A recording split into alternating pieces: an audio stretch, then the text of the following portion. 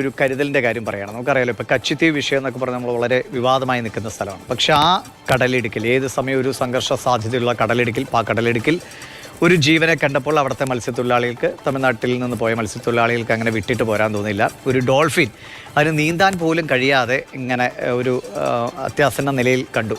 ഉടൻ തന്നെ അവർ wild life institute വിദഗ്ധരെ വിവരമറിയിച്ചു. അവരെത്തി അതിനെ രക്ഷിച്ചു.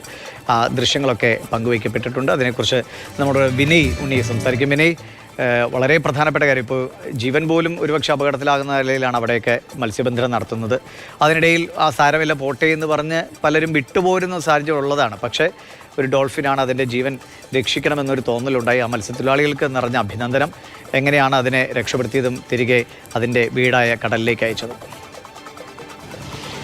ഇന്ത്യക്കും ശ്രീലങ്കയ്ക്കും ഇടയിൽ കിടക്കുന്ന പാക് കടലിടുക്കിലാണ് കഴിഞ്ഞ ദിവസം ഈ മത്സ്യത്തൊഴിലാളികൾ ഒരു അവശ്യ നിലയിൽ ഒരു ഡോൾഫിനെ കണ്ടെത്തിയത്.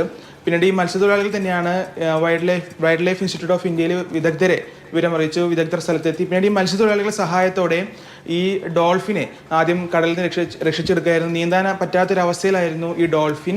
പ്രത്യേകിച്ച് എടുത്തു പറയേണ്ടത് ഈ പ്രദേശം, ഈ പാക് കടലിടുക്ക് എന്ന് പറയുന്ന പ്രദേശം ഇപ്പോൾ വളരെയധികം സെൻസിറ്റീവായി നിൽക്കുന്ന പ്രദേശം കൂടിയാണ്. കാരണം അവിടെയാണ് നമ്മുടെ കച്ചദ്വീപ് ഉൾപ്പെടെയുള്ള വിഷയം ഇപ്പോൾ കത്തി നിൽക്കുന്നത്. കച്ചദ്വീപ് ഉൾപ്പെടുന്ന മേഖലയാണ് ഈ പറയുന്നത് രാമനാഥപുരം ജില്ലയുടെ ഭാഗമായി കിടക്കുന്ന ഒരു പ്രദേശമാണ്.